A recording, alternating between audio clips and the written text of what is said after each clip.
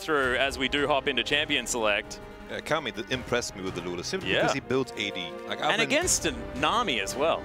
Yeah, the Nami made no sense, but if we just focus on the Lulu impressed me. With the full AD, it's perfect for the 1v1s. Especially with that, the Executioner's Calling as well. Almost forgot the name, of course. It's made a reappearance here in League of Legends, but I really like that item as well. The Nunu going to be banned away, and I was waiting for the Nunu to come out.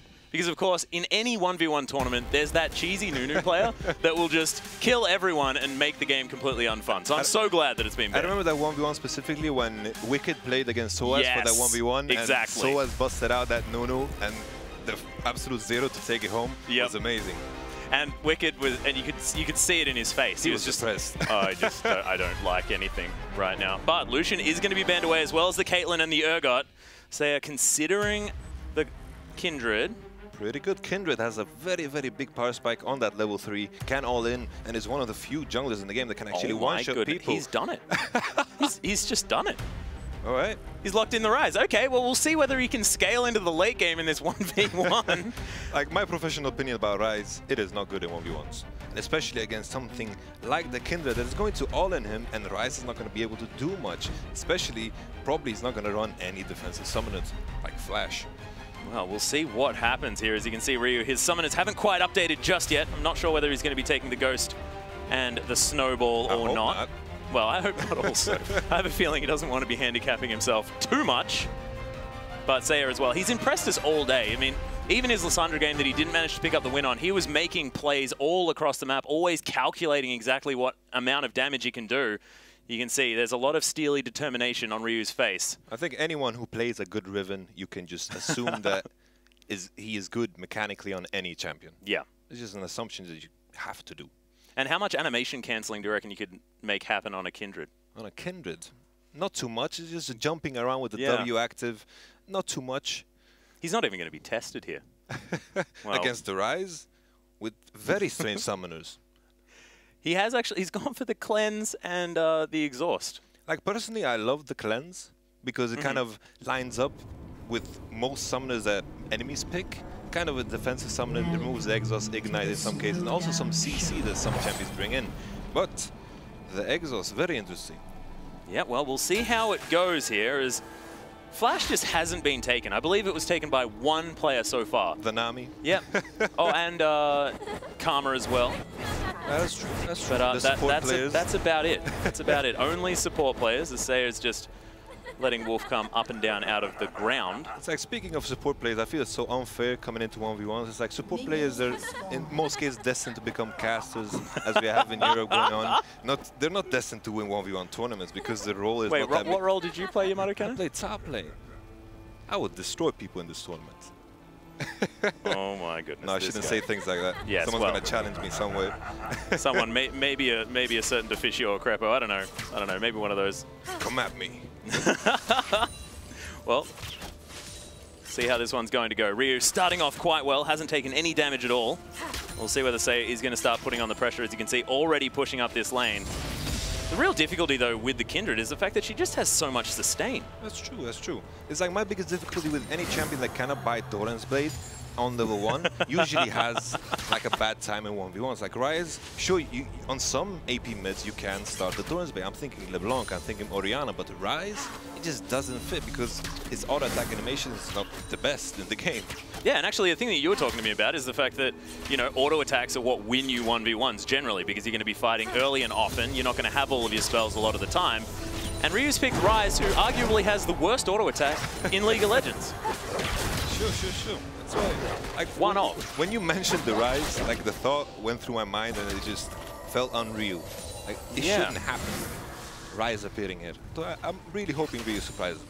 Well, he's going to have to do some work here as already slipping a little bit far behind. Seiya hitting the level 3 there as well. He's going to get the third proc. Not actually quite going to get that. There it is. My goodness, that extra true damage as Wolf chomps him in the butt. It's going to be very difficult. Ryoo with nice timing there on the Relic. Now, he's done some research. He can't say he hasn't practiced the map. He knows when it spawns. He certainly practiced Rise as well. Trying to lock down as much CS as he possibly can.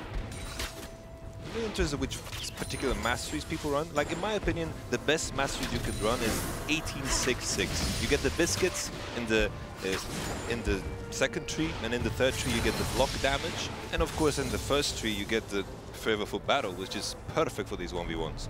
Yeah, well, it is Fervor for Battle here for Seiya. Thunderlord's Decree was picked up by Ryoo, but it also looks like he's grabbed the Bandit one, where he's gathering 1 gold from every minion that he misses. So it's not exactly an optimistic look at how this lane's going to go. It's exactly as you said, he's going to the late game. Yeah. But these games don't tend to last long, so I don't understand his approach. Well, I do understand his approach, I just don't like it. No. Rather. Well, he hasn't died yet. Of course, made it to level 4 so far. We'll see, of course, the machine gun rise could come out, but we're just not used to seeing it this early. But of course, confirmation that he did manage to pick up Bandit. It's not just a visual bug or anything like that. Glorious. Well, of course, Dangerous Game doesn't do anything, as has just been pointed out in my ear. So, Seiya with not a whole lot of mana left, but it doesn't mean that Wolf won't eat Ryoo for breakfast if given the opportunity. Now able to sit under his turret. He's going to start chipping away at this turret, and what can the Ryze do to respond? Nothing at all. Seiya can just keep sustaining. Ryoo does not have enough mana to even kill him at this point. Just keep pushing, and at one point, Ryoo needs to base. He's going to end up even further behind his CS. Well, he's going to be able to start stacking that tier pretty soon. I think he's doing it in real life, realizing now that he picked Ryze in 1v1. Oh my goodness. Well, he's going to be basing at this point, Seiya. We'll see whether he tries to stop that back, but I don't think that these minions will even make it to the turret. Oh, yes, they are. But the back does come through. So Ryoo grabs his health back, has a Sapphire Crystal as well as another Doran's Ring. So going all in for this sort of early game power, as Seiya takes a turret shot just trying to shove this wave through. I kind of thought he would go all in into his idea to go for the late game. Like the tier, even though sure it needs stacking, the mana is very, very efficient for Ryze. Hex Drinker. Now I understand why Seiya stayed for another wave. It makes sense now. I was thinking he's just going to base at the moment to make sure that he misses at the minimum amount of CS, but now he just stayed and got the Hex Drinker. And that's going to be a whole lot of pain for you to deal with. Unless he can continue locking Seiya down, who has now hit level 6. I cannot imagine now with the Hex Drinker, with the Ryze also being behind, he doesn't have enough DPS to go through this Kindred now. Especially with the exhaust. Sure, there's a cleanse, but I just can't picture it right now. Well, we did see Choo Choo's playing it earlier on, definitely doing some work. Ryoo is known as the Ryze player on the side. We'll see. Of course, it will just take that all in. Of course, 45 to 32 on the CS markings at the moment. So a definite lead here for Seiya as the queue goes wide from Ryoo.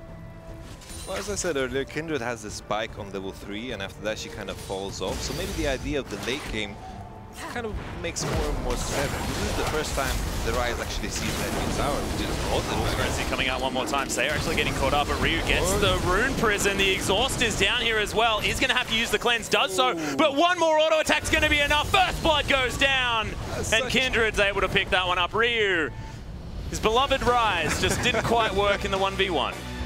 That's such a late cleanse though.